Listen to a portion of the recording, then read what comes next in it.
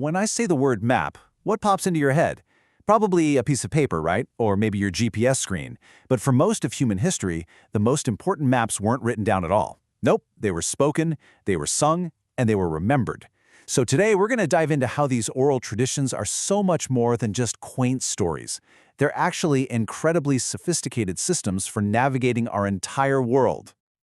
All right, to really get a grip on these unwritten maps, we've got to start with one of the most incredible feats of human exploration ever. Let's head out into the vast, open expanse of the Pacific Ocean. I want you to just imagine for a second, you're setting sail in a double-hulled canoe. No modern instruments, just the wind and the stars. For centuries, that's exactly what Polynesian voyagers did. They settled this huge area called the Polynesian Triangle, an area of the Pacific that's actually bigger than all of North America. They island hopped all the way from Southeast Asia to Hawaii to Easter Island and down to New Zealand. Which just begs the question, right? How on earth did they do it? How did they cross thousands of kilometers of open ocean, finding these tiny little islands in what was literally a haystack of water, without a single map or a compass or anything like that? Well, the answer is this incredible mental toolkit that was passed down through generations. I mean, these master wayfinders could read the ocean swells like a roadmap. They knew exactly how islands would disrupt the patterns of the waves. They followed bird migrations, they memorized star compasses with over 150 stars, and they could even spot the faint green reflection of a distant lagoon on the underside of a cloud. This wasn't just guesswork. This was an exact science, held completely in their memory. So, how was all of this unbelievably complex science stored and passed on without anyone writing a single word down? The answer is in the power of oral tradition. You know, a lot of us hear oral tradition and we think, oh, that's just folklore or old myths, but that's not even half the story. It's a dynamic, really structured system for passing on critical information. For the Polynesians, their navigational charts were often epic poems or songs, which made them way easier to memorize and recall perfectly every single time. And that's why the best way to think about it is as a living archive. It's not like a book just sitting on a shelf. An oral tradition is constantly being performed and shared and engaged with. It's an active, breathing part of a community's life, not just some passive record of the past. And this is where it gets a huge advantage. As the scholar Walter Ong pointed out, oral traditions are incredibly flexible. A navigator could discover a new island or a change in an ocean current and just weave that new information right into the song map for the next generation. A printed map could never do that. Okay, but this brings up a huge question that kind of messes with everything we think we know. We're all taught that writing things down is the gold standard for preserving history.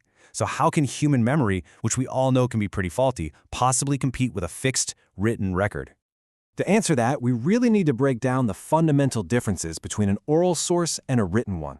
And really, it all comes down to this. An oral source is a living, breathing person that you can actually interact with. A written source, a book, a document, it's an inanimate object, and that one simple difference changes absolutely everything. Think about it. When you interview someone, it's interactive. You and the narrator, you create the historical source together through a conversation. But reading a book, that's a silent, individual act. The content of an oral history is dynamic. It depends on the questions you ask and the relationship you build. A book is just fixed. So one is created with a researcher, the other just exists. In a way, oral history is a shared act of making history. But this incredible power of spoken knowledge wasn't just for ancient mariners navigating the seas. It's a vital tool for navigating the complexities of modern life too, especially when it comes to figuring out who we are.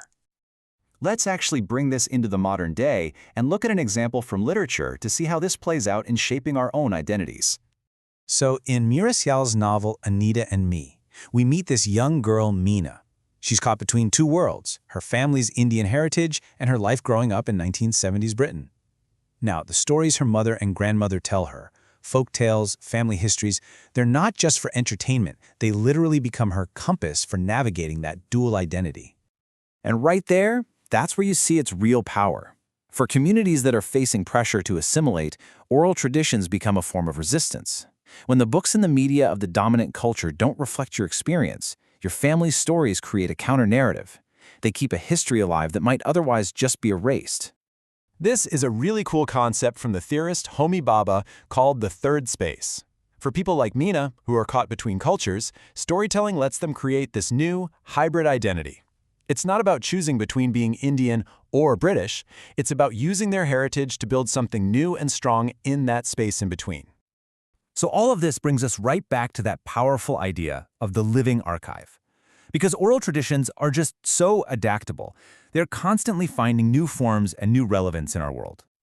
The form might change, but the function stays the same. It's amazing when you think about it.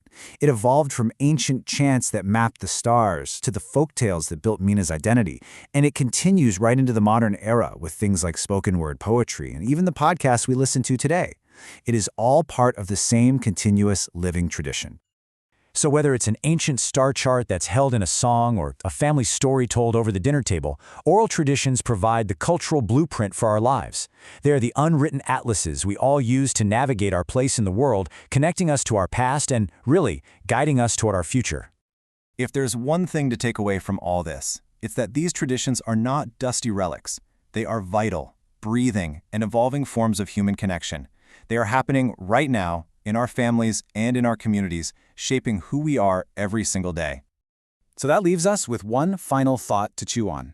In a world that is just saturated with text and screens and data, what do we lose when we stop telling our stories? And maybe more importantly, what do we lose when we forget how to truly listen?